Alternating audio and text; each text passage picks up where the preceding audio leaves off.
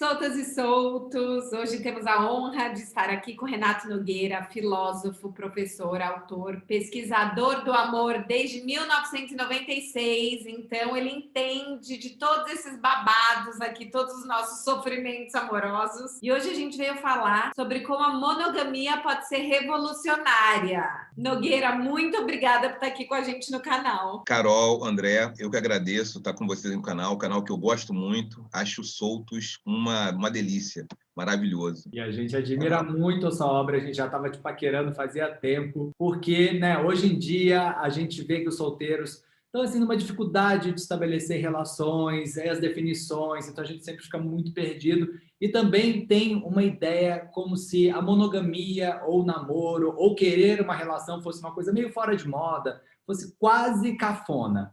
Mas você defende o oposto, você defende que justamente a monogamia pode ser revolucionária, que é super contraintuitivo para os nossos soltos. Então, a gente queria que você explicasse um pouco esse conceito que você trabalhou tão bem nos seus artigos. Quando a gente fala em monogamia poder ser revolucionária, é uma hipótese, né, uma aposta não só teórica, uma aposta prática.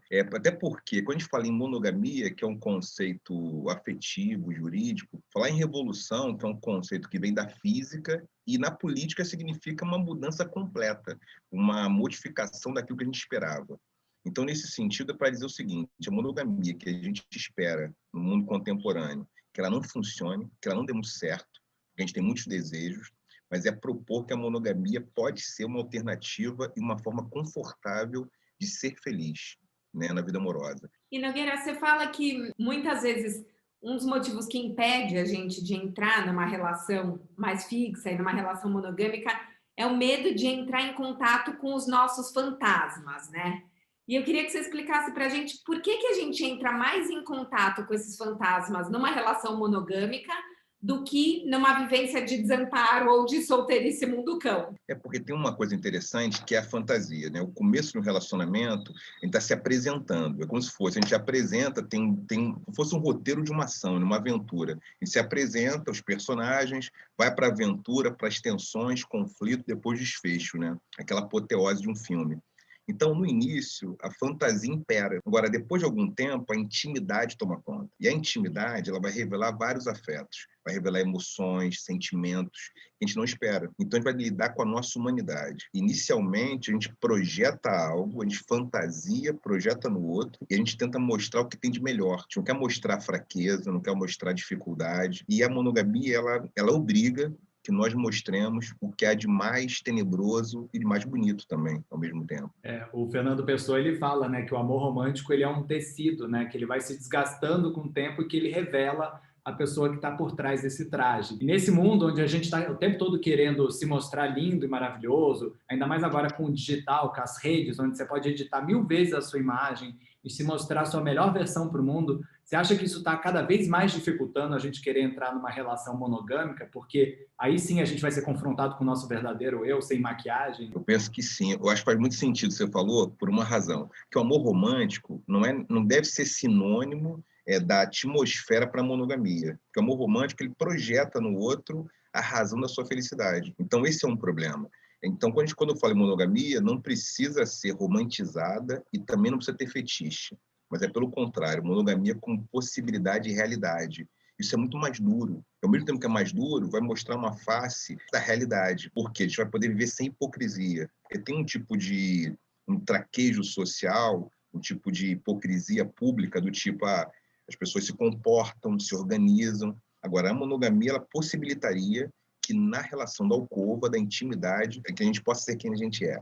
Nós possamos ser quem nós somos, efetivamente. Então, sem muita maquiagem. Essa talvez seja a dificuldade de ficar com alguém. Porque ouvindo você falar, eu penso que talvez mais difícil do que parar de idealizar o outro é a gente parar de se idealizar. Porque num mundo onde a gente se vende por 5 fotos no Tinder e a gente monta um Instagram, quando a gente tem eternos primeiros encontros, a gente mostra o nosso melhor lado, os nossos papos interessantes, o nosso bom humor. É a tal síndrome da impostora no amor, né? Que uma hora, se você ficar, a pessoa vai te ver sem maquiagem, de mau humor, num dia ruim. E eu acho que às vezes a gente não está conseguindo se desapegar do nosso próprio ideal de eu e de se perceber medíocre e normal. Você acha que a gente tem esse medo de encarar a nossa própria mediocridade nas relações? Por isso a gente foge? Eu acho que a gente tem medo, talvez seja um dos sentimentos mais presentes na nossa vida, eu diria. Por várias teorias, vários estudos, teorias psicanalíticas, haitianas apontam para isso, né? O medo é muito presente. Como a gente tem medo, por vários fatores, de ser recusado, ser rejeitado, a gente acaba operando com a fantasia, que não é problema. Porém, não dá para ser fantasia o tempo inteiro. Então, como não pode ser fantasia o tempo inteiro, a gente precisa de uma dose de realidade. E essa dose de realidade leva a entender o seguinte: o conflito, a divergência, não é motivo para a gente romper um relacionamento. Porque à medida que a gente convive com alguém, a gente vai ter intimidade, a gente vai ver algumas faces que não aparecem no cotidiano público. E aí a gente tem medo de mostrar isso muitas vezes. A gente quer fantasiar. Agora, ali tem uma possibilidade de até lidar com a nossa própria raiva também.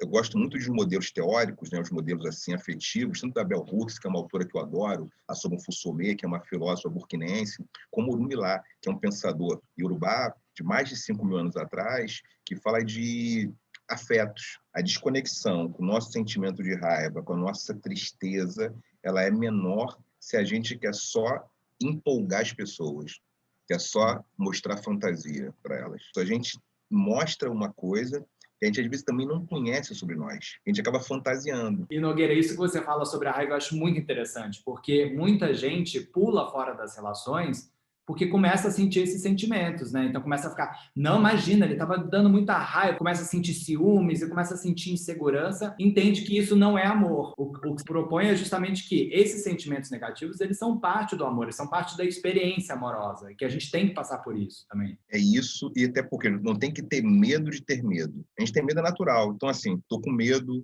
estou ansioso, e a gente consegue ficar mais próximo de alguém se a gente se conecta com o medo que a gente tem e reconhece que a pessoa também sente medo. E aí a gente fica desarmado. Ó, eu tenho medo, tenho vários medos, né? Tenho várias chatices. E aí, quando a gente sente raiva, a gente pode usar a raiva é uma ferramenta, a raiva é um sentimento normal, humano, que ela, na verdade, não é contrária, não é oposto do amor. Ela pode compor o amor, a gente pode utilizá-la para enfrentar problema junto e até discordar daquela pessoa que a gente ama, para encontrar um caminho para ser feito, algum caminho diferente. Já que a gente passou da fase da fantasia, onde uma vida erótica muito interessante, está numa fase da intimidade em que vocês fazem outras coisas, pagam contas juntos, e aí tem problemas do cotidiano. Bom, se você é um solto também tem medo de ser rejeitado, de nunca conseguir se apaixonar, medo inclusive de se entregar para uma relação, você já se inscreve nesse canal, ativa o sininho, que até o Nogueira já ativou o sininho, então ative você também. É que eu acho que a gente ainda parece que está viciado um pouco nesse ideal do amor romântico e do apaixonamento, onde eu vou ter as borboletas no estômago e muito tesão, né? Esse frege do começo da relação. E parece que a hora que você abre espaço para essas outras emoções, é como se você tivesse acomodado, né? É tipo, não. Agora que eu estou numa relação monogâmica, eu entrei... Né, tantos que muitos homens falam para os outros homens, agora você está encolerado, perdemos fulano. Como é que a gente faz para entender que viver essas outras emoções, né? Então você falou a raiva, o medo, a cumplicidade, o tédio, porque às vezes você vai estar com a pessoa com tédio, elas são igualmente importantes para uma construção de relação, como a paixão, né? Porque acho que a gente tende a colocar a paixão muito supervalorizada e acha que quando ela se perdeu, a gente perdeu tudo e daí precisa buscar uma outra paixão e vai trair ou terminar a relação. Ou então também são tão valiosas para a experiência e para o autoconhecimento como a paixão, né? Porque é isso. Às vezes você vai entrar numa relação, vai sentir tédio e o tédio vai te ensinar sobre si mesmo, né? Vou dizer uma coisa que eu acho que pode ser uma viagem aqui. Carol, André, uma viagem. Eu acho que tem uma síndrome do vampiro na relação amorosa. O que o vampiro é? O vampiro é esse mito romeno, Europa Oriental, o Drácula, né, o Drácula, que é uma pessoa que ela não envelhece, ela não enxerga a imagem dela no espelho, ela não muda. Então tem essa coisa, a gente parece que não quer mudar, parece que quer ser um vampiro, não quer mudar, quer se alimentar do outro e se manter como você sempre foi, parar o tempo, paralisar o tempo. Não é possível. Então, na verdade, o que está em jogo vamos assumir que o tempo passa. Então, isso é da vida. Então, tem uma coisa de uma certa síndrome do vampiro, que a gente não quer se modificar, A gente não quer mudar porque a gente acha que tem que ser a mesma pessoa para poder ter uma vida amorosa. E se manter eternamente nesses começos é a gente ter essa ilusão de que a gente está se mantendo a mesma pessoa, né? Sim, é uma tentativa de ser vampiro, né? Essa metáfora do vampiro acho que funciona muito, né? O amor do vampiro, aquela pessoa que não muda, ela não muda, não pode encontrar a luz do sol. Não encontrar a luz do sol, porque ela não pode encontrar o calor da vida, porque ela precisa se preservar. Então, o vampiro é uma figura mítica, eu gosto muito dos mitos, né? Então, uma figura mítica que ela se mantém, ela se preserva, ela vai... Nada que existe quase a toca, como se ela ficasse numa redoma, ficar super protegida. Então, a paixão é isso, a paixão ela passa. Então, esse sentimento, essa síndrome do vampiro, na vida amorosa, a gente não querer passar do estágio da paixão, como se pudesse ser paixão a vida toda. E o que acontece com o vampiro? Ele não consegue ver o reflexo no espelho, não consegue se enxergar. Muito bom, hein? Então faz sentido, né? Não consegue se ver, não consegue se ver.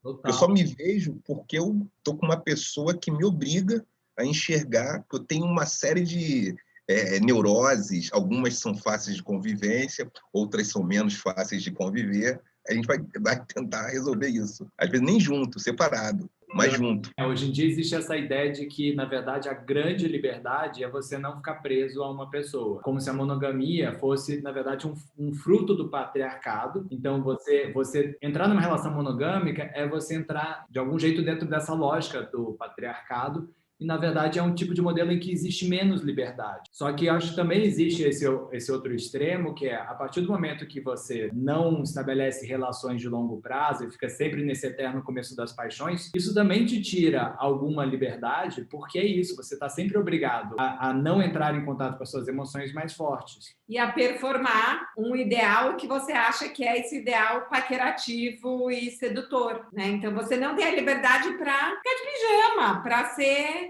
tedioso, para ser mal-humorado, para ser imperfeito, no fundo, né? Para ser sem filtros. E acho que então, e é engraçado, né? Porque quando a gente pensa na monogamia, a gente sempre pensa em perda de liberdade. Quando a gente pensa na solteirice, ou nesses eternos começos, a gente sempre pensa numa vida livre. Não é exatamente isso. Eu gostei de uma coisa que vocês disseram agora, foi sobre o patriarcado. Acho que o patriarcado é um fenômeno estruturante das sociedades ocidentais e se torna hegemônico no mundo.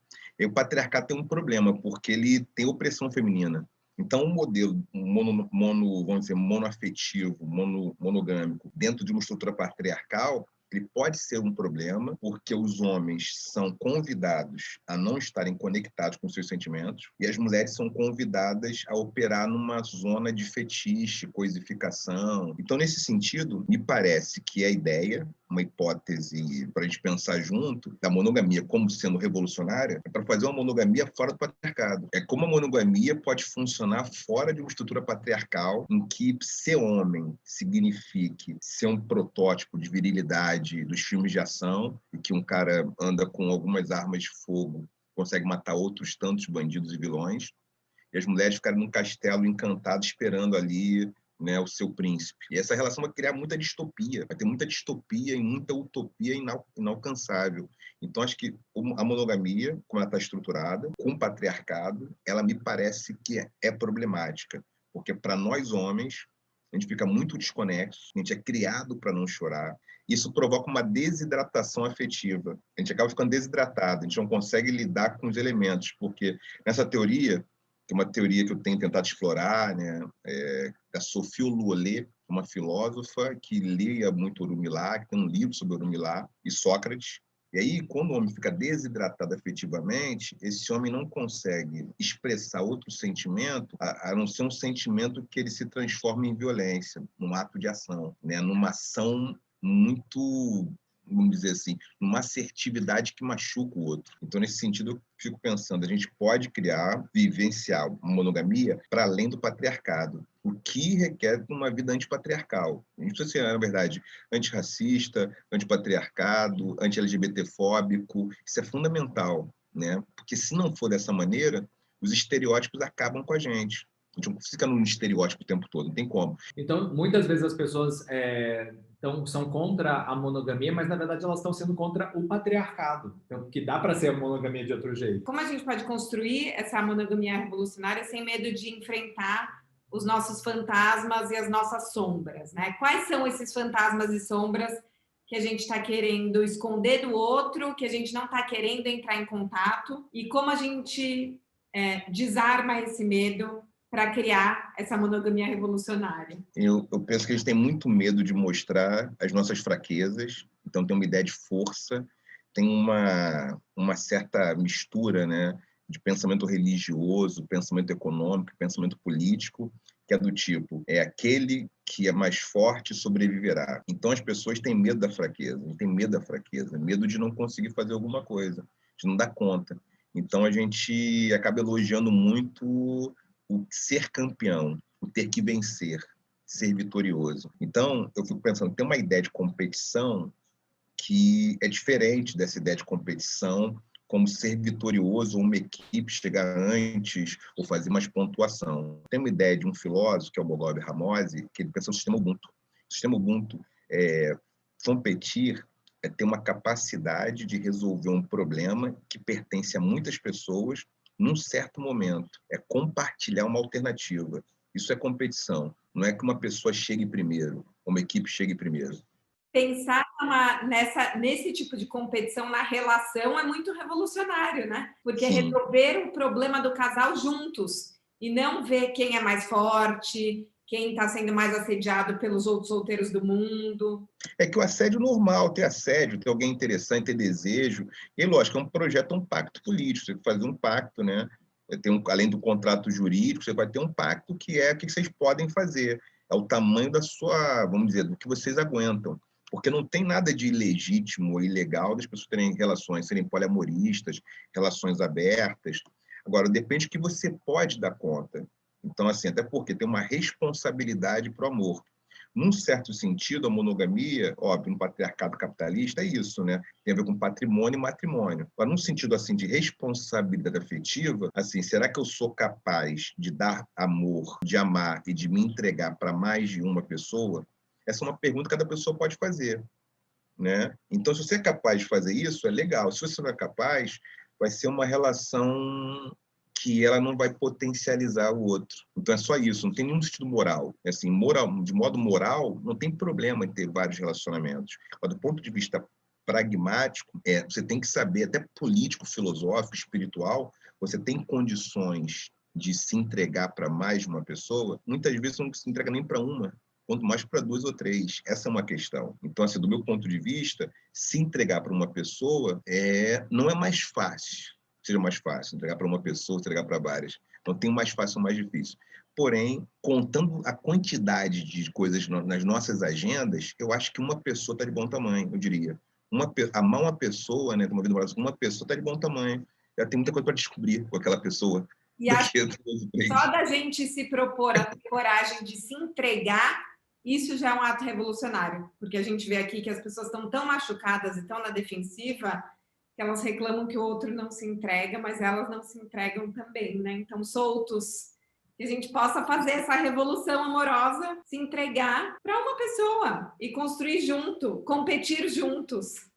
E eu acho que, ouvindo, não sei o que você acha, mas o ponto de vista da monogamia revolucionária é muito mais a gente ter a humildade de reconhecer, através e junto com o outro, as nossas falhas, os nossos medos, e lidar com isso em conjunto e se expor mesmo, né? Então, muitas vezes a gente fica com medo de falar as nossas inseguranças para o outro, porque a gente acha que o outro vai fugir, que o outro não vai mais querer a gente, que o outro não vai mais gostar da gente se a gente mostrar a nossa fase mais obscura, e enquanto que o que está propondo é justamente o contrário, assim, enquanto a gente não tiver essa coragem, a gente não vai construir uma relação verdadeira e revolucionária ao mesmo tempo, né? Sim, eu penso que sim, porque a gente vai amar só o que é bonito, né? Só o que tá dando certo. Então tem outras falhas, tem problema, tem um cotidiano, conforme o arranjo, né? Monogamia em casa separado, na mesma casa, com ou sem filhos. São vários fatores que aí vai ter que ajustar. Agora, fundamentalmente, mostrar para o outro que tem problema, que é humano. Porque me parece que uma questão central é humano, porque tem algo, né, de um certo mito da gente virar sobre-humano, e aí também uma desumanização. Tem várias É formas o tema do nosso segundo vídeo, hein? É, Se vocês querem se aprofundar nessa desumanização, vocês aguardem que em breve tem um novo vídeo com o Nogueira. Nogueira, muito obrigada por estar aqui. passa rapidinho. Estou aqui, passa bem rápido. Adorei. Mando um abraço para todo mundo e para todo mundo um beijo, um abraço para quem está aqui nos assistindo. E sigam o Nogueira e comprem o livro dele, gente. A gente já volta, hein? Até aqui o livro.